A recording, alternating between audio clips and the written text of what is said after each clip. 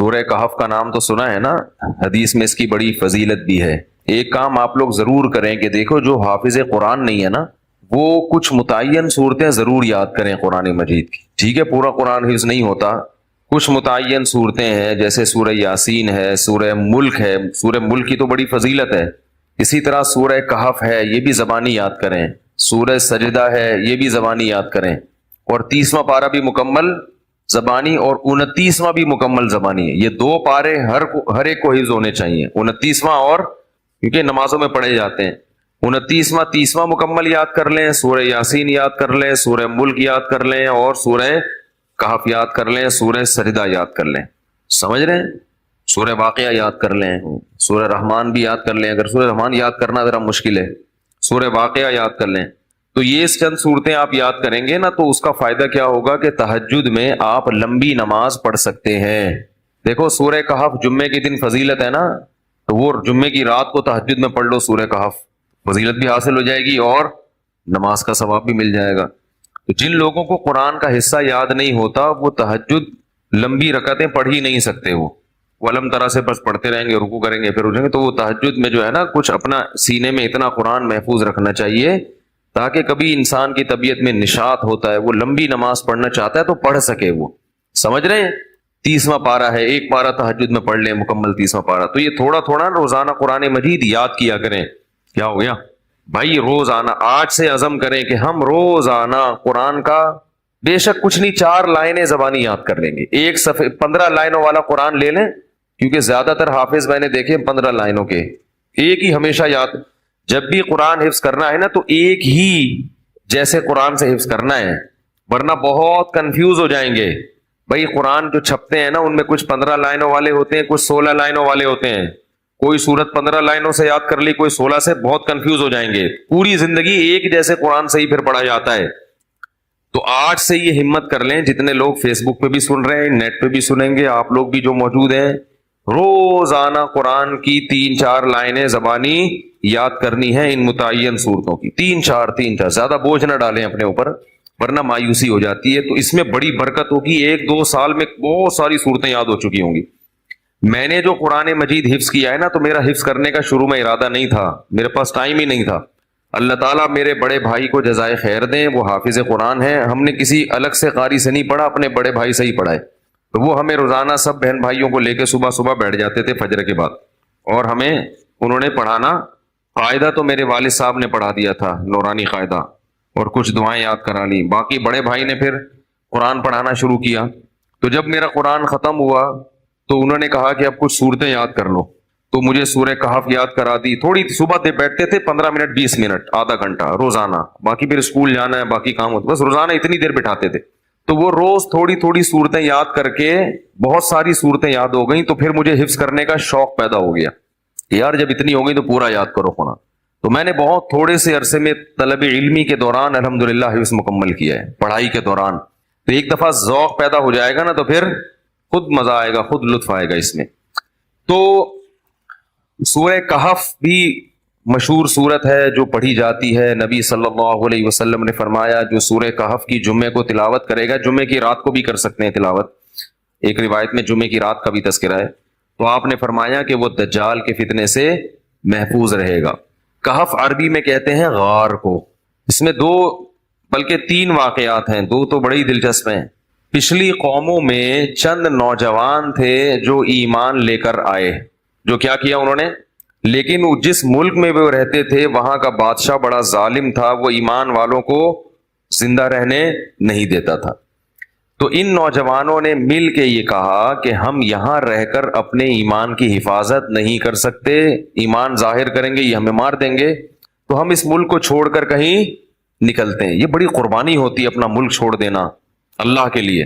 ہمیں چھوڑنے کی ضرورت اس لیے نہیں ہے کہ ہم چھوڑ کے جائیں گے کہاں، یہ بڑا مسئلہ ہے نا، تو ہم یہیں رہ کے دین پر عمل کریں، اور الحمدللہ اللہ کا شکر ہے اتنا ہے کہ جو کرنا چاہے تو عمل کر سکتا ہے۔ تو انہوں نے کہا کہ اب ہم کیا کرتے ہیں، یہاں سے نکلتے ہیں۔ اب اللہ نے دیکھو ان کے ساتھ کیسی رحمت کا معاملہ کیا۔ اصل میں یہود و نصارہ اس واقعے کو جانتے تھے، تو وہ نبی کی نبوت کا امتحان لے کے لیے انہوں نے نبی سے یہ واقعہ پوچھا کہ اصحاب کہف کا کیا واقعہ ہے، یہود و نصارہ تو جانتے تھے، ان کی آسمانی کتابوں میں بھی تھا، تاریخ سے بھی نقل ہوتا چلا آ رہا تھا نا، بڑا دلچسپ واقعہ تھا، تو یہ چیزیں تو پھر سینہ بسینہ نقل ہوتی ہیں. لیکن یہ واقعات مشہور تھے مدینہ میں جہاں یہود و نصارہ رہتے تھے. اہل مکہ کو ان چیزوں کا علم نہیں تھا، تو انہوں نے نبی کا امتحان لینے کے لیے پوچھا کہ اصحاب کہف کا کیا واقعہ ہے. تو اس پر اللہ تعالیٰ نے سورہ کہف نازل کی اور بتایا انہم فتیۃ آمنوا بربہم، چند نوجوان تھے جو اپنے رب پر ایمان لائے. اکثر توبہ کی توفیق جوانی میں ملتی ہے، چاہے گناہوں سے توبہ کرنی ہو یا کفر سے توبہ کرنی ہو. میں نے بوڑھوں کو بہت کم دیکھا اسلام قبول کرتے ہوئے، بلکہ دیکھا ہی نہیں. جتنے میں نے غیر مسلمان ہوتے ہوئے اپنی زندگی میں دیکھے ہیں وہ سب کیا ہوتے ہیں؟ جوان، حالانکہ اس وقت مزے اڑانے کی عمر ہوتی ہے. تو پتہ یہ چلتا ہے کہ جوانی میں توبہ آسان ہے، بڑھاپے میں توبہ مشکل. کیوں؟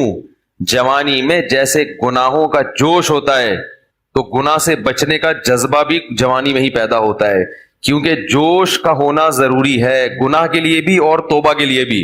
کیا ہو گیا بھائی ایک آگ بھڑکتی ہو نا جسم میں، گناہ کی بھی آگ بھڑکتی ہے اور گناہ سے توبہ کے لیے بھی جذبہ چاہیے. بڑھاپے میں جذبات کیا ہو جاتے ہیں؟ ٹھنڈے. نہ گناہ کا وہ جذبہ رہتا ہے اور نہ گناہ سے توبہ کا وہ جذبہ رہتا ہے، لہذا نیوٹرل ہو جاتا ہے. بس جس حال میں جوانی گزاری اسی میں رہتا ہے. کہتا ہے چھوڑو اب کیا توبہ کرنی، بس آرام سے مجھے زندگی گزارنے دو، مرنے دو آرام سے، چاہے وہ کافر ہو یا گناہ گار ہو. اس لیے یہ نہیں کہ بڑھاپے میں توبہ قبول نہیں ہے، قبول تو بڑھاپے میں بھی ہے، مگر بڑھاپے میں توبہ کی توفیق ملتی نہیں ہے. تو اس لیے جوانی میں ہی توبہ کر لو، اور اسی سال کر لو، اور اسی رمضان میں کر لو، اور اسی اعتکاف میں کر لو، اور ابھی کر لو. شیطان کہے گا کل عید کے بعد کروں گا، پہلے 2-4 فلمیں دیکھوں گا عید کے بعد جو نئی نئی ریلیز ہوں گی ہیں، اور پھر جو ساری مستیاں اپنی پوری کروں گا، نکالوں گا، مزے اڑاؤں گا، پھر کیا کروں گا؟ تسلی سے آخر میں توبہ کر لوں گا.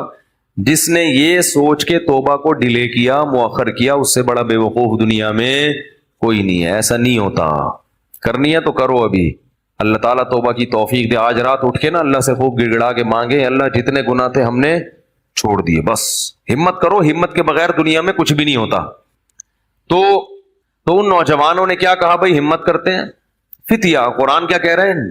نوجوان تھے. فتن کی جمع فتیہ آتی ہے. تو انہوں نے کہا کہ بھائی وَإِذِ اعْتَزَلْتُمُوهُمْ وَمَا يَعْبُدُونَ إِلَّا اللَّهَ فَأْوُوا إِلَى الْكَهْفِ، چلو یہاں سے بھاگ کے کسی غار میں پناہ لیتے ہیں، وہاں جا کے سوچیں گے کہ کل کرنا کیا ہے، اگلا پلان کیا. ابھی تو یہاں سے نکلو، یہاں رہ کے کچھ نہیں ہو سکتا. انہیں کیا پتا تھا کہ ان کی اس قربانی پر اللہ ان کو کیسا نوازنے والا ہے. اللہ بڑا شکور ہے. اللہ کا ایک نام ہے شکور. شکور پتہ ہے کسے کہتے ہیں؟ قدردان. آپ تھوڑا کریں اور وہ نوازے بہت زیادہ، اس کو شکور کہتے ہیں. تھوڑی قربانی آپ دو گے مگر وہ نوازے گا بہت زیادہ. اللہ ایسا کرتے ہیں. تو یہ نوجوان نکل کے گئے ہیں اور انہوں نے غار میں کیا کی؟ پناہ لی. وہاں بیٹھ چلے گئے ہیں، نیند آ گئی، سو گئے. ساتھ ان کا کتا بھی تھا. حفاظت کے لیے کتا رکھنا بولو بھائی جائز، بلا وجہ کتا رکھنا حرام ہے. نبی نے فرمایا جس نے بلا وجہ کتا رکھا روزانہ ایک قرات اس کی نیکیاں کم ہوتی رہیں گی. ایک قرات پہاڑ کے برابر ہوتا ہے. روزانہ اس کی نیکیاں ضائع ہوتی رہیں گی. اسلام میں کتا پالنا بلا وجہ جائز نہیں ہے. ضرورت کے لیے، شکار کے لیے پال سکتے ہیں. شکاری کتے ہوتے ہیں نا کہ شکار وکار کرنا ہے، یا گھر میں طوطے پالے ہوئے ہیں تو ان کی شکار کے لیے کتا رکھا ہوا ہے. تو یہ ہوتا ہے طوطوں کی حفاظت کے لیے کتے رکھنے پڑتے ہیں بعض دفعہ. تو لیکن کتے کو بتا دیں کہ صرف طوطوں کی حفاظت کے لیے ہے. لوگ کتا پالتے ہیں ڈاکوں سے حفاظت کے لیے، اس کو بتاتے نہیں ہیں، وہ ہر ایک کو کاٹنا شروع کر دیتا ہے. تو وہ اپنا کتا بھی ساتھ لے گئے حفاظت کے لیے کہ بھائی کہیں پہرے وہرے کا کام آئے گا. تو غار میں ان کو نیند آئی اور کتا کہاں بیٹھا ہوا ہے؟ غار کے کنارے پہ. وہ حفاظت کے لیے بیٹھا ہوا تھا کہ بھئی کوئی آئے گا تو بھونک کے ان کو بتائے گا بھئی بندہ آیا ہوا ہے کوئی. تو اب جو ہے قرآن کہتا ہے کہ ہم نے ان پہ نیند کو مسلط کر دیا، سو گئے. وَلَبِثُوا فِي كَهْفِهِمْ 300 سِنِينَ وَازْدَادُوا 9 309 سال سوئے ہیں. کتنے؟ 309 سال. وَنُقَلِّبُهُمْ ذَاتَ الْيَمِينِ وَذَاتَ الشِّمَالِ، اگر انسان ایک ہی پہلو پہ لیٹا رہے نا تو زمین کھا جاتی ہے اس کو. تو اللہ فرماتے ہم ان کو کروٹیں بھی دلاتے رہے. وَتَرَى الشَّمْسَ إِذَا طَلَعَتْ تَزَاوَرُ عَنْ كَهْفِهِمْ ذَاتَ الْيَمِينِ وَذَاتَ الشِّمَالِ وَإِذَا غَرَبَتْ تَقْرِضُهُمْ. جب سورج نکلتا تھا تو وہ بھی کترا کے نکلتا تھا، روشنی جائے گی مگر تیز دھوپ نہیں جائے گی، تاکہ سورج کی جلن، سورج کی کرنیں ان کی اسکن کو خراب نہ کریں.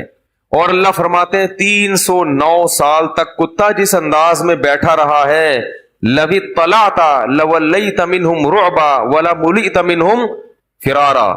وہ کیا ہے؟ لَوِ اطَّلَعْتَ عَلَيْهِمْ لَوَلَّيْتَ مِنْهُمْ فِرَارًا وَلَمُلِئْتَ مِنْهُمْ رُعْبًا، کہ تم اس کتے کو دیکھتے تو روب کی وجہ سے وہاں سے بھاگ جاتے. اللہ نے کتے پر ایسا روب ڈال دیا کہ کوئی بھی اس کے قریب پھٹک نہیں سکتا، تاکہ ایسا نہ ہو کہ 309 سال میں ظاہر ہے کتنے لوگ یہاں سے گزریں گے غار میں جا کے، ان کو نقصان نہ پہنچائے. تو کتے کی ایسی وحشت. 309 سال کے بعد اللہ نے ان کو اس دوران کیا ہوا؟ وہاں حکومت کا کیا ہو گیا؟ بادشاہ مر گیا، پوری رعایا تبدیل ہو گئی، کوئی نیک بادشاہ آ گیا اس ملک میں جو توحید پرست تھا اور نیک لوگوں کی قدر کرتا تھا. پوری رعایا تبدیل ہو گئی، حکومت تبدیل ہو گئی 309 سال میں. تو یہ 309 سال کے بعد سو کے اٹھے ہیں. اب پریشان ہے کہ یار ہم کتنا سوئے ہیں. کسی نے کہا کہ ہم 24 گھنٹے سوئے ہیں، کسی نے کہا کہ نہیں بھائی آدھا، کیونکہ یہ تو سوچ ہی نہیں سکتے تھے نا اتنے 100 سال تک ہم سوتے رہے. تو ایک نے کہا کہ اللہ ربکم اعلم بما لبثتم، اللہ کو پتا ہے بھائی کتنا سوئے ہیں، چھوڑو اس بحث میں کیا پڑھنا، 24 گھنٹے یا آدھا دن یا ایک دن، چھوڑو کیا کرنا اس بحث. تو ایسا کرو فبعثوا بورقکم هذه الى المدینہ. کیا ہوا بھائی؟ فبعثوا بورقکم هذه الى المدینہ، یہ سکہ رائج الوقت لے کے جاؤ. کیا کرو؟ سکہ رائج الوقت. یہ رائج الوقت میں خود لگا رہا ہوں کیونکہ آج کسی کا نکاح پڑا ہے نا جمعے میں، اس میں لکھا تھا 1,00,000 روپے سکہ رائج الوقت. تو یہ پرانی اصطلاحات پتہ نہیں لوگ کیوں استعمال کرتے ہیں بھائی. رائج الوقت ہی ہے اور کیا ہوگا. بیوی رائج الوقت ہے، دولہا رائج الوقت چل رہا ہے، تو سکہ بھی کون سا ہوگا؟ رائج الوقت ہی ہوگا. تو انہوں نے کہا کہ یہ سکے لے کے جاؤ، کرنسی لے کے جاؤ. فَلْيَنْظُرْ أَيُّهَا أَزْكَىٰ طَعَامًا، اور دیکھ کر آؤ کون سا پاکیزہ کھانا ہے، کیونکہ غیر مسلم ریاست ہے، حلال ملنا، اس سے پتہ چلتا ہے کہ غیر مسلم اسٹیٹ میں رہنا بڑا مشکل کام ہے. لوگ یورپ امریکہ میں جا کے جو آئے کھا لیتے، کہتے بسم اللہ پڑھ کے کھا لو، یہاں کیا حلال حرام، اتنا مشکل کام ہے. نہیں، آپ کو تحقیق کرنی پڑے گی. غیر مسلم ملک میں گوشت کھانا آپ کے لیے حلال نہیں ہے جب تک کہ یقین نہ ہو کہ یہ حلال طریقے سے ذبح کیا گیا ہے. اور محض حلال کا ٹھپا کافی بولو یار نہیں ہے. کہتے اس پہ حلال کا ٹھپا لگا. حلال کا ٹھپا لگانے میں کتنے ٹائم لگتا ہے. لوگوں نے مہریں بنا کے رکھی ہوئی، حلال لکھا ہوا ہے، ہر چیز پہ سور پہ بھی ٹھپا لگا رہے ہیں حلال. جو چیز آ رہی ہے اس پہ کیا لگا دیتے ہیں؟ حلال کا ٹھپا. جو بھی ان ملکوں میں رہتے ہیں ان کی ذمہ داری ہے کہ چکن کھا رہے ہیں، بکرا کھا رہے ہیں، جا کے پہلے تحقیق کریں کہ اس کمپنی میں حلال ہے بھی یا نہیں ہے. مشینی ذبیحہ ہماری تحقیق میں حلال نہیں ہے. قرآن میں صاف ہے کہ جس جانور پر اللہ کا نام نہ لیا جائے اسے کھانا جائز نہیں ہے. اور نام لینے کا مطلب انسان نے نام نہ لیا ہو، مشین کا نام لینا کافی، مراد یہ کہ انسان اس پہ نام لے. تو انسان کا اللہ بسم اللہ اللہ اکبر پڑھنا ضروری ہے. تو یہ بھی پاکستان کی ایک فضیلت ہے کہ یہاں الحمدللہ حلال گوشت وافر مقدار میں ملتا ہے، یقینی حلال ہوتا ہے، اپنے سامنے سے ذبح ہوتا ہے، بالکل صاف نظر آ رہا ہوتا ہے. بڑی نعمت کی بات ہے. بعض ملکوں میں شروع ہو گیا ہے لیکن جہاں بھی گیا ہوں مزہ نہیں آیا، مشکوک ہے، اطمینان نہیں ہوتا. تو فَلْيَنْظُرْ أَيُّهَا أَزْكَىٰ طَعَامًا، دیکھ کر پاکیزہ مال لے کر آؤ. کہ غیر مسلم ہے پتہ نہیں مردار بھی کھاتے ہوں گے، تو حلال تلاش کرو. وَلْيَتَلَطَّفْ، اور ذرا احتیاط سے جانا. لا یشعرن بکم احدا، کسی کو پتہ نہ چلے تمہارے بارے میں. چپکے سے جانا، رومال ومال ڈال کے اور پتلی گلی سے راشن خرید کے، کھانا خرید کے لے آنا. انہم ان یظہروا علیکم یرجموکم، کیونکہ ان کو اگر ہمارا پتہ چل گیا ہمیں پتھروں سے مار کے ہلاک کر دیں گے، اتنے دشمن تھے اسلام کے. او یعیدوکم فی ملتہم، یا زبردستی تمہیں اسی دین میں لے آئیں گے. ولن تفلحوا اذا ابدا، پھر تو تم کبھی بھی کامیاب نہیں ہوگے، نقصان ہو جائے گا. ہم تو نہ اس دین میں دوبارہ جا سکتے ہیں اور نہ ہم قتل ہونا چاہتے ہیں کہ پتھروں سے ہمیں کوئی ہلاک کرے. لہذا چپکے سے جاؤ اور پتلی گلی سے واپس آ جاؤ. وہ جب چپکے سے گیا تو وہ دیکھ کے حیران ہو گیا، وہ یہ کیا ہے بھائی، یہ تو وہ علاقہ ہی نہیں ہے بھائی. تو علاقہ ہی چینج ہو گیا ہے. علاقہ کیا ہو گیا ہے؟ چینج ہو گیا ہے. سندھ والے جو ہے نا علاقے کو کہتے ہیں علاقہ، کہتے ہیں علاقے کی بات ہوتی ہے بھائی. تو یہ تو پورا علاقہ چینج ہو گیا. تو وہ حیران کہ وہ بادشاہ کہاں ہے. انہوں نے کہا کہ وہ بادشاہ تو بھائی 300 سال پرانی بات ہے, اس کے زمانے کی تو ٹرینیں بند ہو گئی ہیں, کون سے بادشاہ کی بات کر رہے ہیں؟ اس نے کہا بھائی وہ بادشاہ. انہوں نے کہا بھائی وہ پرانے زمانے کا قصہ ہے. انہوں نے پھر وہ کرنسی دکھائی, انہوں نے کہا یہ کرنسی تو 300 سال پہلے اسٹیٹ بینک نے پابندی لگا دی تھی, یہ کون سی کرنسی لے کے گھوم رہے ہو. بہرحال چونکہ تاریخی کتابوں میں نقل ہوتا چلا آ رہا تھا کہ چند لوگ تھے جو ایمان قبول کر کے ملک چھوڑ کر چلے گئے تھے, تو پھر انہوں نے اس کو بھی بلایا اپنے باقی ساتھیوں کو, پھر تحقیق ہوئی تو لوگوں کو یقین آ گیا کہ یہ اللہ نے کیا کیا ان کے ساتھ, ایک کرامت کا معاملہ کیا ہے کہ چونکہ یہ ایمان لائے تھے تو اللہ نے ان کو اس بادشاہ کے شر سے بچانے کے لیے 300 سال بعد والے جہان میں منتقل کر دیا ہے. تو اب لوگ ان کے عقیدت سے ہاتھ پاؤں چومنے لگے, اور وہ بڑا ان کے جو ہے نا عقیدت اور محبت کرنے لگے, اور ان کے انتقال کے بعد وہاں انہوں نے لوگوں نے ایک مسجد بنائی اللہ کو یاد رکھنے کے لیے. پھر قرآن یہ نہ کہتا لا یحل لکم ان ترثوا النساء کرہا, اے ایمان والو تمہارے لیے عورت کی وراثت کھانا حلال نہیں ہے. پھر قرآن یہ نہ کہتا ان الذین یکسبون الاثم سیجزون بما کانوا یقترفون, گناہ کرو لیکن یہ دماغ میں رکھ کے عن قریب اس کا بدلہ تمہیں ملنے والا ہے, اس کی سزا تمہیں ملنے والی ہے, تمہارے خلاف کیس چلے گا, اس کی سزا ملے گی. ان الذین یکسبون الاثم سیجزون عن قریب, زیادہ ٹائم نہیں ہے, بہت جلدی اس کی سزا تمہیں ملنے والی ہے. آج اللہ کے غفور الرحیم ہونے کا جتنا غلط مطلب لیا اور بتایا جا رہا ہے, شاید یہ چیز اللہ کے غضب کو جتنی دعوت دے اتنا کوئی اور جرم اللہ کے غضب کو دعوت نہیں دے گا. اتنا غلط مطلب. بھائی لیلۃ القدر میں بخششیں ہوتی ہیں, گناہ پہلے چھوڑنا پڑے گا آپ کو, آپ اس خوش فہمی میں نہ رہیں. رمضان میں بخششیں ہوتی ہیں, لیکن ہمارے نبی نے فرمایا بہت سے روزے داروں کو رمضان میں بھوک کے سوا کچھ بھی حاصل, بولو نا بھائی, نہیں ہوتا. ایک بالش زمین جس نے کسی کی ہتھیائی, فرمایا 7 زمینوں کا طوق اللہ اس کی گردن میں ڈالے گا.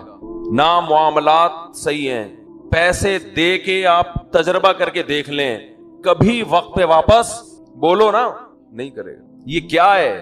یہ اس جہنم کی آگ سے غفلت.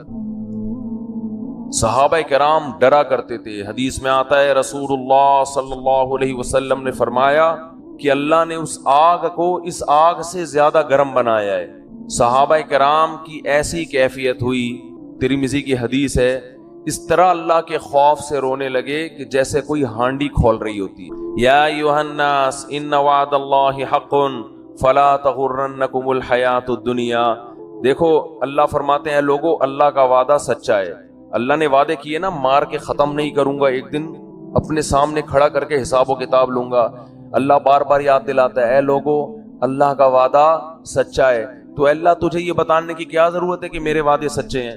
جب تو نے کہہ دیا تو اللہ کو معاذ اللہ جھوٹ تو نہیں بولتا. اللہ فرماتے ہیں تمہیں کچھ چیزیں ایسی ہیں جو اس اللہ کے وعدے کے بارے میں دھوکے میں ڈالیں گی, اور تمہیں وہ یہ دکھائیں گی کہ اللہ کا وعدہ سچا نہیں ہے. اللہ نے معاذ اللہ سیاسی وعدے کیے ہیں, یہ سچا وعدہ نہیں ہے. وہ کون سی چیز دھوکے میں ڈالے گی؟ فلا تغرنکم الحیات الدنیا, فرمائے اس دنیا کی ترقی, دنیا کی ظاہری چمک دھمک. تمہارے یہاں سے لوگ ہوں گے جو باتیں کریں گے, گورا چاند پہ پہنچنے کی باتیں کر رہا ہے, اور مسلمان جنت اور جہنم کے چکر میں الجھے ہوئے ہیں. وہ لیبارٹریوں میں کیا کیا بنا رہے ہیں, مسلمان جنت جہنم سے باہر نہیں نکلتے. وہ یہ کر رہے ہیں, مسلمان جنت اور جہنم میں پڑے ہوئے ہیں. اللہ فرماتی دنیا کی جو زندگی ہے جس نے کافر کو دھوکے میں دیا, یہی زندگی کس کو دھوکہ دے گی؟ یہی تمہیں دھوکہ دے گی. اس زندگی میں جب تم ترقی کی جتنی قسمیں دیکھو, چاند پہ پہنچنے کی, مریخ پہ پہنچنے کی, خلائی سیاروں سے چھلانگیں لگانے کی, اس دنیا میں ایک چیز غور کر لینا, اس کے آگے موت ہے جو اس ساری ترقی کو چند سیکنڈ اور منٹوں میں خاک میں ملا کے رکھ دے گی. یہ ایسی ترقی ہے جو ورلڈ ٹریڈ سینٹر جیسی عمارت کو چند گھنٹوں میں زمین بوس کر دیتی ہے. اس لیے اس میں ترقی کرنا, مگر اس ترقی کو اصل مت سمجھنا, اور اس دنیا سے دل مت لگا کے اللہ سے غافل نہ ہو جانا. تو یہ بہت بڑا فالٹ ہے اس دنیا کے اندر, اور یہ فالٹ سمجھ میں اس وقت نہیں آتا اس وقت تک جب تک خود اپنے اوپر بھگتتا نہیں ہے انسان. جس پر جب تک موت آتی نہیں ہے نا, اس وقت تک اس کی سمجھ میں موت جو موت کو اپنی آنکھوں سے نہیں دیکھتا نا، اس وقت تک اس کی سمجھ میں موت آتی نہیں ہے، اس وقت تک نہیں آتی. وہ اٹکا رہے گا، اس کا دل پلاٹوں میں، گاڑیوں میں، بنگلوں میں، دولت میں اٹکا رہے گا. حتیٰ کہ کینسر کا مریض ہوگا نا، ڈاکٹر کہہ دیں گے 6 مہینے رہ گئے ہیں، مگر دل دنیا سے اس کا بھی نہیں نکلے گا، وہ پھر اسی میں لگا رہے گا. ایسے پیشنٹ ہم نے دیکھے ہیں، ڈاکٹر نے کہہ دیا 6 مہینے رہ گئے، 7 مہینے رہ گئے، 8 مہینے رہ گئے، لیکن ان کا خیال یہ کہ ابھی ہم اتنے آرام سے نکلنے والے نہیں ہیں یہاں سے. ان کی پہ بھی غفلت. بھائی تم تو توبہ کر لو. قرآن کے الفاظ دیکھیں، قرآن کہتا ہے وَلَوْ رُدُّوا لَعَادُوا لِمَا نُهُوا عَنْهُ. کتنے لوگ ایسے ہوں گے کہ جب جہنم کی آگ کو اپنی آنکھوں سے دیکھیں گے تو اللہ سے کہیں گے ایک دفعہ دنیا میں بھیج دے. اللہ کہتے ہیں کہ یہ ایسے بدبخت لوگ ہیں کہ اگر اللہ نے ان کو دنیا میں بھیجا تو یہ جو جرم کر رہے تھے نا وہی دوبارہ کرنا شروع کر دیں گے. اسی امید پہ کریں گے کہ شاید کل میں توبہ کر لوں، شاید کل میں توبہ کر لوں. راتوں کو اپنی دعاؤں میں اللہ سے جہنم کی آگ سے پناہ مانگنے کا معمول بنائیں. یہ چیز آج ہماری زندگیوں سے نکل گئی ہے. والذین آمنوا مشفقون منها. فرمایا کافر مانگتا ہے کہ کہاں ہے وہ جہنم، کہاں ہے وہ آخرت، دکھاؤ مجھے. فرمایا اور مومن اس سے خوف کرتا ہے، اس سے ڈرتا ہے، مطالبہ نہیں کرتا. تو اللہ نے قرآن میں کیا کہا؟ لَأَمْلَأَنَّ جَهَنَّمَ. میں بھر دوں گا انسانوں سے اور جنات سے جہنم کو. اللہ کے لیے یہ إِنَّ ذَلِكَ عَلَى اللَّهِ يَسِيرٌ. پھر قرآن یہ بھی کہتا ہے کہ اللہ پر یہ کام مشکل نہیں ہے. یہ کیوں کہا اللہ نے کہ اللہ پہ یہ کام مشکل نہیں ہے؟ ظاہر ہے جس نے آسمانوں اور زمینوں کو بنایا، ساری کائنات کو بنایا، اس کے لیے کیا مشکل ہے کسی کو یہاں سے اٹھا کے وہاں پھینک دے. لیکن اللہ یہ لفظ اس لیے بیان کرتا ہے کہ تمہیں ایسا لگتا ہے کہ اللہ ایسا نہیں کر سکتا. اتنے سارے انسانوں کو کیسے ڈالے گا؟ کیا اس کا دل نہیں ہے؟ کیا اس کو رحم نہیں آئے گا؟ اس لیے اللہ نے فرمایا کہ نہیں آئے گا رحم. یہ تم خوش فہمی میں مبتلا ہو کہ مجھے جتنا رحم آنا تھا مجھے آ گیا ہے. یہ رحم ہی تو ہے. کتنی مہلت دیتا ہے وہ، بار بار توبہ کا موقع دیتا ہے. 1000 بار بھی گناہ کیا، 1000ویں بار توبہ کرو گے اسی طرح قبول کرے گا جیسے پہلی دفعہ توبہ قبول کی تھی. یہ رحم ہی تو آیا تھا. اب تم یہ چاہ رہے ہو کہ وہ اتنا رحیم بن جائے کہ آپ جو مرضی کرتے رہو وہ بخشتا رہے تمہیں. اس خوش فہمی میں مبتلا ہونے کی ضرورت بولو بھائی نہیں، ایسا نہیں. ام نجعل المتقین کالفجار. انداز دیکھیں قرآن کا. قرآن کہہ رہے کیا تم یہ سمجھتے ہو کہ نیک اور برے لوگوں کا انجام سیم کر دوں گا؟ دیکھو یا تو آخرت میں جنت ہے یا جہنم، تیسری کوئی جگہ نہیں ہے انجام کے اعتبار سے. تیسری کوئی جگہ نہیں، یا تو ادھر یا بولے نا بھائی، تیسری کوئی جگہ نہیں ہے. تو اللہ فرماتے ہیں اگر میں نے سبھی کو بخشنا ہے تو اس کا مطلب جو بیچارے گناہوں سے بچ رہے ہیں وہ بے وقوف ہے. پھر نا یہی مطلب ہوا نا. وہ تو پاگل ہیں، وہ رمضان کے روزے رکھ رہے ہیں، وہ راتوں کو اللہ کے سامنے کھڑے ہو کر پناہیں مانگ رہے ہیں اللہ سے، وہ مالی معاملات میں حرام سے بچتے ہیں، ان کے دل میں میرا خوف ہے، وہ مجھے خوش کرنے کے لیے غریبوں کو کھلاتے ہیں. وہ امن ہوا قانت آناء اللیل. اللہ فرماتے ہیں بھلا وہ آدمی جو رات کو اٹھ کے مجھے پکارتا ہے، ساجدا وقائما، کبھی سجدے میں کبھی قیام میں، یحذر الآخرہ، آخرت سے ڈرتا ہے وہ، ویرجو رحمت ربی، رب سے امیدیں بھی لگا کے بیٹھا ہے اور آخرت سے ڈرتا ہے. یعنی خالی امیدوں پہ نہیں چل رہا، خوف بھی ہے. تو بھلا اس کو، اور جو ساری رات سوتا رہتا ہے، جو ساری رات ڈرامے فلمیں دیکھتا رہتا ہے، جو ساری رات اسنوکر کلب پہ بیٹھا رہتا ہے، جو ساری رات باپ اور ماں کو ستاتا ہے، جو ساری رات گناہوں میں زنا میں وقت گزارتا ہے، تو تم کیا سمجھتے ہو دونوں کو میں ایک جیسا کر دوں گا؟ ہے بھائی، دونوں کا انجام اس کو بخش دوں گا بھائی، چل بھائی چھوڑ، بس بخشش ہو گئی، کوئی میں بہت غفور ہوں، میں بہت بڑا ہوں. لیلۃ القدر کو دونوں جاگ لیے تھے تو اب دونوں ایک جیسے ہو گئے. بہت مشکل ہے بات سمجھا، بہت مشکل ہے. لیلۃ القدر میں چونکہ دونوں جاگ لیے تھے اب دونوں کیا ہو گئے ہیں بھائی؟ سیم. تو اللہ کہتے ہیں ام نجعل، بھلا ہم ایسا کریں گے؟ ہمیں تم نے یہ سمجھا ہوا ہے ایسی بے انصافی، ایسی دھاندلی تو دنیا میں کوئی کرپٹ ترین حاکم نہیں کرتا. عدل و انصاف کا بادشاہ ایسا کیسے کر سکتا ہے؟ خوف پیدا کرنے کی ضرورت ہے. جن گناہوں کی طرف ہم جا رہے ہیں اور بغیر کسی بریک کے چلتے چلے جا رہے ہیں، برداشت بالکل ختم. قرآن نیک لوگوں کی صفت بیان کرتا ہے، الکاظمین الغیظ، غصے کے کڑوے گھونٹ کو پیتے ہیں. یہ باپ کے سامنے غصہ نہیں، ماں کے سامنے نہیں، اپنے بڑوں کے سامنے نہیں. آج چھوٹوں پہ برداشت کر لیتا ہے، طاقتور ہے، اور بڑے پہ برداشت نہیں کرتا. میں کہتا ہوں جتنی باس کی برداشت کرتے ہو اس کا 10واں حصہ اگر باپ کی برداشت کر لو تو شاید بخشش ہو جائے. وہ باس تمہارا کچھ نہیں لگتا، وہ صرف پیسے دیتا ہے تمہیں، پیسوں کے لیے رکھا ہوا ہے. جس دن تم نے دیکھو سعودی عرب سے 20 سال لوگ جاب کر رہے ہوتے ہیں، جاب لیس ہو کے یہاں نظر آتے ہیں. میں پوچھتا ہوں یار آپ تو 20 سال سے ایک سیٹ کے پاس ملازمت کر رہے تھے، کیا ہوا؟ کہتے ہیں یار وہ مجھے گردوں کا کوئی مسئلہ کھڑا ہو گیا تھا، فوراً کمپنی نے نکال دیا. کہتا ہوں یار 20 سال آپ نے جس کمپنی سے وفا کی ہے، گردوں کے تھوڑے سے مسئلے پہ اس کمپنی نے آپ کو نکال دیا تو آپ کو ٹینشن نہیں؟ کہہ رہے ٹینشن کس بات کی بھائی، وہ مجھے ملازمت کے لیے رکھا تھا، اب میں ہارڈ ورکنگ کر نہیں سکتا تو انہوں نے نکال دیا. بالکل صحیح کیا. باس نے مجھے کہا کہ ریزائن دے دیں آپ، میں نے دے دیا ریزائن. جنہوں نے اپنے مفاد کے لیے رکھا ہوا ہے، جہاں آپ کو کوئی بیماری ہوئی فوراً آنکھیں انہوں نے پھیر لی، ان کے ساتھ تو ایسی وفا ہے یار. 20 سال میں کبھی باس سے ایک دفعہ بھی پھڈے کی نوبت، بولو نا، 20 سال میں ایک دفعہ بھی باس سے پھڈے کی نوبت نہیں آئی. اور جو باپ آپ چاہے لنگڑے ہو، لولے ہو، اندھے ہو، کانے ہو، بہرے ہو، فالج زدہ ہو، وہ باپ آپ کو کبھی گھر سے کبھی نہیں نکالے گا گھر سے. اس باپ اگر وہ تیز آواز سے بات کرتا ہے، وہ سختی کرتا ہے تو آپ کا میٹر گھوم جاتا ہے. دنیا کو بے وقوف بنانا آسان، لیکن جس خدا نے پیدا کیا وہ ہماری ان حرکتوں کو نوٹ کر رہا ہے، لکھ رہا ہے. وہ قرآن کہتا ہے ایسا انتظام کر رہا ہوں کہ فرشتے بٹھا دیے، ان کی فائلیں تیار کرو، ایک ایک لفظ لکھو ان کا. جو قریبی رشتہ ہے اس کا حق اتنا زیادہ، لیکن جب سے دنیا میں کفر کی حکومت ہے، جتنا قریبی ہے اس کا رشتہ اتنا ہی کم. آج دنیا میں جانوروں کے حقوق پر بات ہو رہی ہے، ماں باپ کے حقوق پر بات نہیں ہو رہی ہے.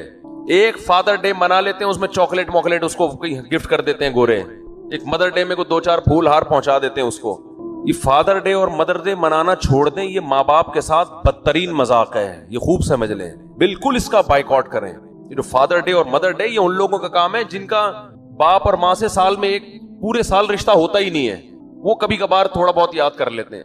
تو اللہ کا عذاب بہت سخت ہے. یا ایھا الناس ان وعد اللہ حق، اے لوگو اللہ کا وعدہ سچا ہے. فلا تغرنکم الحیات الدنیا، اللہ فرماتے ہیں کہ یہ دنیا کی زندگی تمہیں دھوکے میں نہ ڈال دے.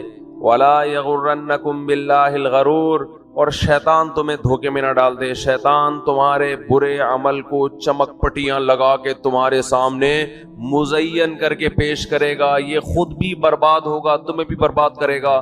کتنے وعدے اللہ کر رہا ہے بھائی. اس رمضان کا تھوڑا سا حصہ ہے، آج گناہوں سے توبہ کر لو سچے دل سے. اے اللہ جو نماز کو قضا کرتا ہے، اے اللہ آئندہ زندگی میں کبھی نماز قضا نہیں ہوگی. دیکھو نماز کا معاملہ اتنا ہلکا نہیں ہے جتنا ہم سمجھتے ہیں. ہمارے ہاں نمازی بھی بے نمازی ہیں. بہت افسوس کے ساتھ کہنا پڑتا ہے، جو نماز پڑھتا ہے اس نے نماز کو بالکل اینڈ میں رکھا ہوا ہے، سب سے آخر میں. سارے کاموں سے فارغ ہوگا تو نماز ہو جائے گی. سفر میں نماز قضا کر دیتے ہیں، بیماریوں میں نماز قضا کر دیتے ہیں. ہم نے نمازی لوگ دیکھے ہیں بستر پہ پڑے ہوئے نماز نہیں چھوڑتے، آپریشن تھیٹر میں نماز نہیں چھوڑتے. نمازی عورتیں بچے کی ولادت سے پہلے نماز نہیں چھوڑتی. وہ آپریشن تھیٹر میں ہوں گی، ان کو فکر ہوگی کہ نماز کا وقت کہیں ضائع نہ ہو جائے. اس کو نماز کہتے ہیں، اس کو نمازی کہتے ہیں. ہمارے ایک رشتہ دار انڈیا سے آئے تھے، ان کی عمر میرا خیال ہے 70 سال ہوگی، بہت پرانا واقعہ یہ. ان کے بارے میں ہم نے سنا تھا کہ جب سے بالغ ہوئے ہیں اس وقت سے اب تک ان کی کوئی نماز قضا نہیں ہوئی. 55-60 سال میں کوئی نماز قضا نہیں ہوئی جب سے بالغ ہوئے. میں حیران تھا ایسے لوگ بھی دنیا میں ہیں. ہم چھوٹے تھے، یہ بات ہے تقریباً 84-85 کی. انہیں کلفٹن گھمانے کے لیے اور ادھر ادھر کراچی کی مختلف جگہیں دکھانے کے لیے لے گئے، تو مجھے اندازہ ہوا واقعی اس بندے کی نماز کبھی قضا نہیں ہوئی ہوگی. بات بات میں بھائی نماز کا ٹائم تو نہیں ہے، بھائی کوئی مسجد ہے قریب میں، بھائی ایسا تو نہیں کہ نماز قضا ہو جائے گی. سارا ہم تفریح میں لگے ہوئے ہیں اور ان کے دماغ میں سارا دن کیا چل رہا ہے، بھائی ایسا نہ ہو ٹائم ہو جائے پانی نہ ملے کہیں. ہم ان کو تسلی دیتے حضرت ایسا نہیں ہے, آپ بے فکر رہیں. اس وقت مجھے اندازہ ہوا کہ واقعی ان کے بارے میں جو ہے کہ زندگی میں نماز کبھی قضا نہیں ہوئی, تو واقعی ایسے شخص کے بارے میں یہ کہنا ممکن ہے کہ اس کی نماز کبھی قضا نہیں ہوئی. سفر میں اپنی نمازوں کے اسکیجول کو پہلے دیکھا کرو کہ کون سی نماز کہاں ہوگی. کس طرح سے خواتین نمازیں قضا کر دیتی ہیں. اللہ نے نماز پڑھنے کا حکم نہیں دیا, حافظو, حفاظت کرو, حفاظت بہت سخت, یہ اللہ کا دین ہے بھائی, اس میں لچک نہیں ہے. غسل فرض ہو گیا, اگر سردیوں میں آپ کو غسل کر کے نہانا پڑے گا, نماز پڑھنی پڑے گی. سفر میں غسل فرض ہو گیا, وہاں نماز پڑھنی پڑے گی آپ کو. دوسری, توبہ کرو بد نظری سے, زنا سے, بدکاری سے, انٹرنیٹ پر بیہودہ اور فحش مواد دیکھنے سے. یہ چیز اس کو لوگوں نے گناہ سمجھنا چھوڑ دیا. نوح علیہ السلام نے قوم کو کیا سمجھایا, یا قوم استغفروا ربکم انہ کان غفارا, اے میری قوم میں جس خدا کی طرف تمہیں دعوت دے رہا ہوں وہ معاف کرنے والا ہے. گناہ ہو جاتا ہے توبہ کر کے اس کو مناؤ, وہ چھوڑ دے گا, معاف کر دے گا. وہ یہ آپشن رکھا ہوا ہے اس نے, وہ تانے نہیں دے گا کہ پھر گناہ کر کے پھر توبہ کر رہا ہے تو اب کس بیس پہ کر رہا ہے. لیکن کرو تو صحیح. اگر گناہ نہیں چھوٹ رہا, لت پڑ جاتی ہے, جو لوگ فوش فلمیں دیکھتے ہیں عادت پڑ جاتی ہے ان کو, وہ بھائی عادت پڑ گئی ہے, عادتیں چھوٹتی بھی تو ہیں. جس طرح کوئی کام کنٹینیو کرنے سے کام کرنے کی عادت پڑتی ہے, چھوڑنے سے چھوڑنے کی عادت پڑ جاتی ہے. ہمت تو کرو, پھر بھی ہوتا ہے تو توبہ تو کرو, ہاتھ پہ ہاتھ رکھ کے بیٹھو تو نہیں. جو آدمی فحش فلمیں دیکھتا ہے اور توبہ کرنا چھوڑ دی اس نے, اس کا مطلب وہ جہنم کی آگ میں جانے پر راضی ہو گیا ہے, وہ مطمئن ہو گیا کہ اب بس میں نہیں بچ سکتا. بھائی وہ آگ ہم سے برداشت نہیں ہوتی. 100 دفعہ یہ گناہ ہوتا ہے, 100 دفعہ اللہ کو مناؤ, اللہ اب نہیں کروں گا, پھر ہو گیا پھر مناؤ, اور اللہ سے یہ کہو کہ اللہ میں عادت سے مجبور ہو کے گناہ کرتا ہوں, مگر میں جہنم کی آگ برداشت نہیں کر سکتا. اس وقت تک اس کو مناؤ جب تک وہ معاف نہ کر دے. اللہ تیار ہے. ایک بزرگ نے کہا کہ ان کے پاس غالباً ڈاکٹر عبدالحی صاحب رحمۃ اللہ علیہ تھے, کہ حضرت میں گناہ کرتا ہوں پھر توبہ کرتا ہوں پھر ہو جاتا ہے گناہ, نہ چاہتے ہوئے بھی ہو جاتا ہے, پھر توبہ کرتا ہوں پھر ہو جاتا ہے. فرمایا کوئی بات نہیں, اگر متقی لوگوں میں شمار نہ ہوا اللہ توبہ کرنے والوں میں شامل کر لے گا. کیا کہتا ہے, ان اللہ یحب التوابین ویحب المتطہرین, اللہ کو جیسے پرہیزگار لوگوں سے محبت ہے توبہ کرنے والوں سے بھی محبت ہے. تعلق تو قائم رکھو, تعلق ہی ختم کر دیا آپ نے. توبہ ایک ایلفی ہے جو ٹوٹے ہوئے تعلق کو جوڑ دیتی. اللہ چاہتے ہیں مجھ سے رابطہ میں تو رہو. آپ جب کسی کو بھیجتے ہیں سفر میں, کوئی ٹینشن ہو بھائی رابطے میں رہنا, ہر تھوڑی دیر میں اطلاع دیتے رہے. ماں باپ کو ہوتا ہی نا فکر, بھائی جس حالت میں بھی ہو اطلاع ضرور, اگر سکون میں بھی ہو اطلاع ضرور دینا. اللہ کہتے ہیں جس کنڈیشن میں بھی ہو, گناہ میں ہو یا نیکی میں, تعلق مجھ سے ختم نہیں کرنا. رابطہ اگر گناہ ہے تو میرے سامنے بیان کرو, میرے سامنے بیان کرو, اے اللہ میں تیرا بندہ ہوں, مجھ سے یہ گناہ نہیں چھوٹتا. اللہ کو اچھا لگتا ہے یہ کہنا, اے اللہ میں قوم لوط کی طرح اکڑتا نہیں ہوں, کہ لوط علیہ السلام سے کہنے لگے کہ اگر آپ اس گناہ پہ راضی نہیں ہو تو علاقہ چھوڑ کے نکل جاؤ. اے اللہ میں ایسا نہیں ہوں, میں فخر نہیں کر رہا اپنے جرم پر, مجھے اس جرم کی عادت پڑ گئی ہے, مجھے اس برائی کی عادت پڑ گئی ہے. اے اللہ مجھے اپنے غصے پہ قابو نہیں ہے, ماں باپ کے سامنے چیخنے لگتا ہوں, مجھے عادت پڑ گئی ہے. تو باغی نہ بنو, اللہ کے سامنے اپنے ہاتھ اٹھا کے اپنے جرم کا اقرار کر. اے اللہ میں تیرا بندہ ہوں, تو مجھے سیدھے راستے پہ چلا.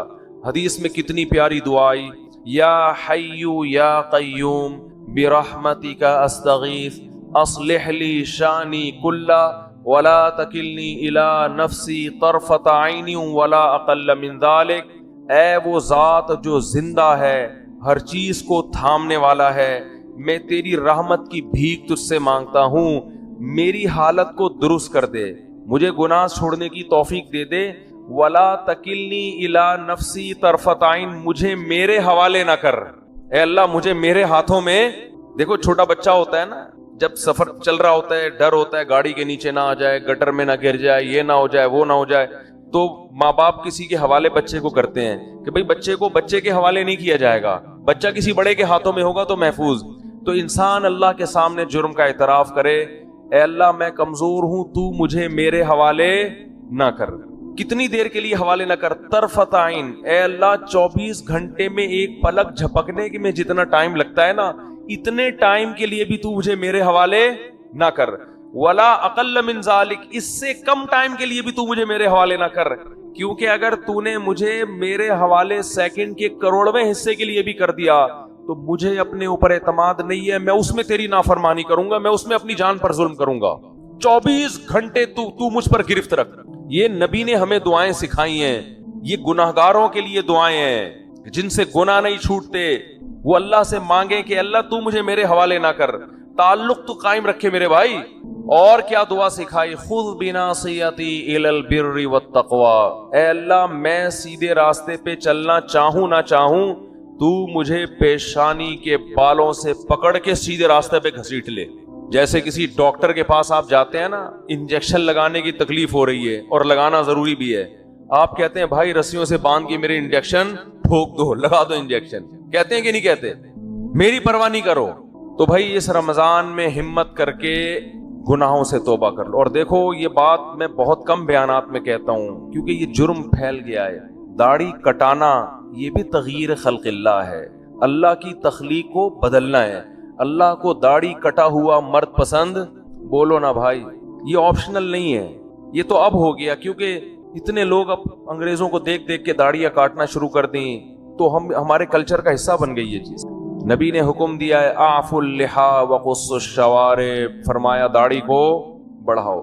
میں نے خود اپنی آنکھوں سے یہودی دیکھے بڑی بڑی داڑھیوں والے, بڑے ماڈرن یہودی, بڑے ترقی یافتہ, لیکن داڑھی اتنی بڑی. بہت سے یہودی دیکھیں, کیوں اتنی تحریف کی ہے یہ تورات اور انجیل میں, اس کے باوجود آج بھی تورات سے وہ داڑھی والی آیتیں نہیں نکال سکتے. آج بھی تورات میں لکھا ہے کہ اللہ نے موسیٰ کو کوہ طور پہ بلا کے کہا کہ اپنی قوم سے کہہ دیں کہ داڑیاں مت کاٹیں, کہہ دیں اپنی قوم سے. کتنی تحریف کی نا اپنے مذہب میں انہوں نے, لیکن وہ بھی غامدی کی طرح, غامدی جیسے نہیں بن سکے کہ داڑھی نکال دیں اسلام سے اور کہیں وہ تو کلچر کا حصہ تھی. اللہ کوہ طور پہ حضرت موسیٰ کو بلا کے کلچر کی وجہ سے کہے گا کہ داڑیاں رکھواؤ ان کو. اور کتنا بڑا اللہ کا حکم ہے, اللہ ایسا ہی نہیں کہہ رہا, کوہ طور پہ موسیٰ کو بلا رہا ہے, کلیم اللہ کو. سارے پیغمبروں نے داڑیاں رکھی ہیں, سارے صحابہ نے داڑیاں رکھی ہیں, تو غامدی صاحب نے آ کے داڑھی کا انکار کر دیا. فیصلہ کر لو, ایک طرف صحابہ ہیں, ایک طرف پیغمبر ہیں, ایک طرف تورات ہے, ایک طرف قرآن ہے. قرآن صراحتاً داڑھی کا ذکر نہیں کرتا, لیکن وہ یہ کہتا ہے کہ شیطان نے کہا تھا کہ میں لوگوں کی فطرت تبدیل کروں گا. اللہ نے عورت کو چہرے پہ بال نہیں, عورت کو سر پہ بال دیے ہیں. کتنے بڑے بال عورتوں کے ہوتے ہیں, اس کے لیے بال موڑنا جائز ہے عورت کے لیے؟ بولو نا بھائی. اب انگریزوں میں اگر فیشن آ جائے, خواتین گنجی گھومنا شروع کر دیں, تو کیا اس کی ہم پرمیشن دے دیں گے عورت سر پہ بلیڈ پھیر لے؟ جیسے اس کی اجازت نہیں ہے ایسے ہی مرد کو چہرے پہ بلیڈ لگانے کی اجازت. بولتے کیوں نہیں بھائی؟ تو رکھ لو بھائی ہمت, بڑھاپے کا انتظار کر رہے ہو؟ توبہ تو جوانی میں ہوتی ہے, کچھ بھی نہیں ہوگا اس سے. تھوڑا بہت لوگ ملا ملا کریں گے, بھائی یہ کہنے والے بھی مر جائیں گے, آپ بھی مر جاؤ گے. اور داڑھی رکھنے سے کوئی ملا نہیں بن جاتا. کتنے فوج کے بڑے بڑے آفیسرز ہیں جن کی بڑی بڑی داڑھی ہیں, کیا وہ ملا ہیں؟ کتنے بڑے بڑے سائنٹسٹ ہیں, یہ جو ایٹامک انرجی میں جو سائنسدان ہیں, جامعۃ الرشید آئے تھے تو اتنی بڑی بڑی داڑیاں ان کی. بھائی داڑھی رکھ کے آپ سائنسدان بھی بن سکتے ہو, آپ ڈاکٹر بھی بن سکتے ہو, آپ آفیسر بھی بن سکتے ہو, زیادہ اچھے بنو گے آپ, روب ہوگا آپ کے چہرے پہ. تو ہمت کر لو اس رمضان. میں کسی بغیر داڑھی والے کو اپنے سے کمتر نہیں سمجھتا. بھائی ہماری داڑھی ایک ظاہری حلیہ, اندر اللہ ہی جانتا ہے. ہو سکتا ہے کوئی گناہ ہو جس کی وجہ سے داڑھی والے کو اللہ بخش دے اور ہمیں نہ بخش دے, اللہ بچا کے رکھے سب کو. لیکن جرم کو تو جرم ہی کہا جائے گا نا. وہ لوگوں کی رعایت میں لوگوں کو خوش کرنے کے لیے اس کو تبدیل تو نہیں کر سکتے ہم. یہی تو یہود کا جرم تھا کہ وہ حکام بیان کرتے جس پہ لوگ خوش ہوتے. جو برائی معاشرے میں پھیل جاتی, یہود کے علماء اس پہ ڈسکس نہیں کرتے کہ پبلک ناراض ہو جائے گی. تو اللہ کا حکم ہے, ہمت کر لو. اور یہ فضول باتیں, داڑھی رکھ کے میں یہ گناہ کروں گا تو لوگ کیا بولیں گے, داڑھی بدنام ہوگی, تو اسلام کا نام ختم کر دو بھائی. مسلمان تو 2 نمبر ہی کرتے ہیں بہت سے, بدنام تو اسلام ہوتا ہے. اب اس کا حل یہ نہیں ہے کہ اسلام چھوڑ دو, اس کا حل یہ ہے کہ 2 نمبر ہی چھوڑ دے آدمی. وہ ایک آدمی نے بوڑھی ماں کی فضیلت سنی کہ بوڑھی ماں کو اگر ذرا سا بھی تکلیف پہنچائی تو اتنا بڑا عذاب اور یہ اور وہ, اس نے جا کے اماں کو ہی قتل کر دیا. اس نے کہا بھائی یہ تو فل ٹینشن ہے, عذاب کا ذریعہ ہے. تو داڑھی انسان کو سینما گھر کی لائن میں لگنے سے روکتی, داڑھی انسان کو برے کاموں سے روکتی.